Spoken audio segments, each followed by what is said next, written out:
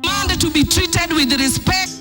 Or remove the miss will be made with the greatest severity of discipline allowed by the standing orders and the practices of out.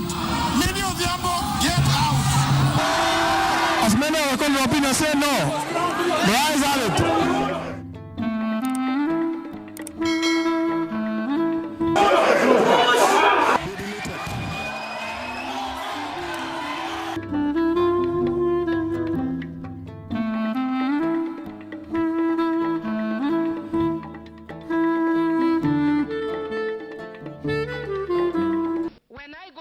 Myself, the natural reaction, unless you are unpopular, is that the young people will run to you.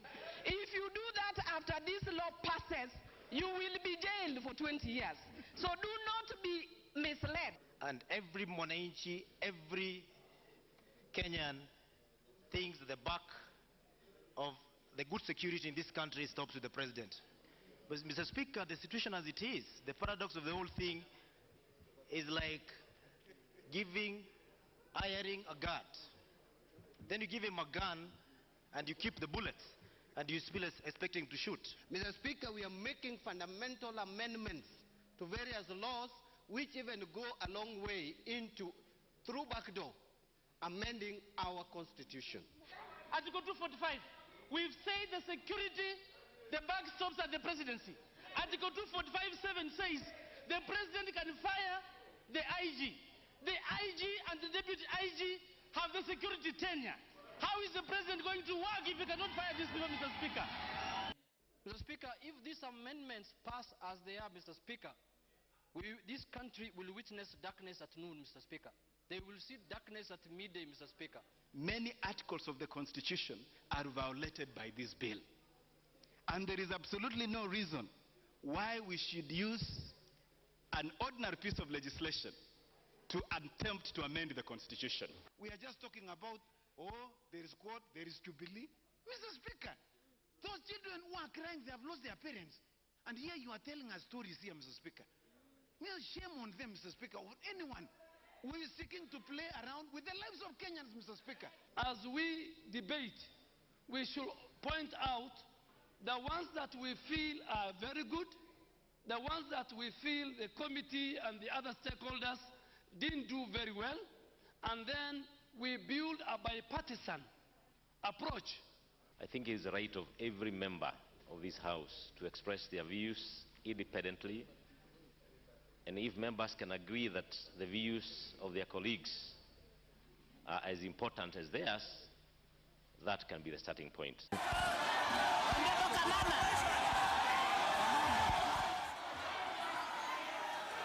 Confusion. That order must be implemented. They will be thrown out. Mr. Speaker, this motion is presupposing and anticipating that there will be some appointments from the President, Mr. Speaker, to come to the House. But, Mr. Speaker, I want to be very clear. I have not even spoken, the Leader of Majority. I have not even said what I wanted to say. But, Mr. Speaker, the point is that there is no president in this country. Honourable members, honourable members on this side. Honourable members on this side. It is not you who tell me what to do. Honourable John Bandi, you must withdraw the remark that there is no president. Jala, you will also follow suit. We are not in Budalang here. Demand to be treated with respect, with equality, with dignity as provided by the Constitution. We can't be just all the time. And Honorable Duale, even now, Madam Speaker, if you will please indulge me for a second. I have waited, please, because I'm feeling it in my heart. The next time I'll blow up. Madam Speaker, the last time I almost threw a glass at the Speaker. Madam Speaker, I am very honest. Say it now, I'll say tomorrow, I'll say next year that the Code Coalition and the Al-Shabaab looks like they speak the same language. Madam Chair, if you allow me.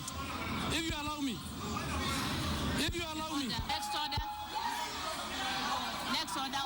Honorable Majority Leader, Your pronouncements are totally out of order. They are totally out of order. We cannot, honestly. What's wrong with you? No, but this is not, don't be silly, man. What are you doing? We are members of parliament. No, stop it. Stop it. Who are you? Honorable Jakoyo, can you address the House? You are not addressing. Al-Shabaab has called for the withdrawal of KDF. CORD has called for the withdrawal of KDF. You are speaking the same language. Once you rule somebody out of order, he must withdraw. It is on record that we are a terrorist party, Madam Speaker. The honorable member. And the least you could have done was to compel him to withdraw that aspersion and apologize. Since he did not, Madam Speaker, I am on a point of order which you have given me. Let me set the record straight. Honorable Jakoyo. Madam Speaker, it is Honorable Duale who's trading in Chakol using the Kenyan military in Somalia. This is known. Madam Speaker, a terrorist cannot call innocent people terrorists. He is the one who is on record. Now, Honorable Jakoyo, is what you are saying any different? Is what you are saying any different, Honorable Jakoyo? It is not a must that you must lead. You must lead. Mr. Speaker, you must wait for 2017. You can't massacre our people. You cannot massacre our people. You want to ascend to leadership through the blood of our people. An attack on Kenya by terrorists or whichever military group is an attack on the very fabric that joins us together. If we try to trivialize, if we try to do the blame game, before even the intelligence is out, we start now saying it must be this person, it must be this person, we will not get to the root cause of this problem. Why do you have to go there in public rallies and incite Kenyans? I want to quote, Mr. Speaker, one of the things that was said in one of the rallies, Mr. Speaker, sir. And I quote, "It is better to die than to live in slavery. We will shed down, the donkey will shed down, the Lord come Saba Saba."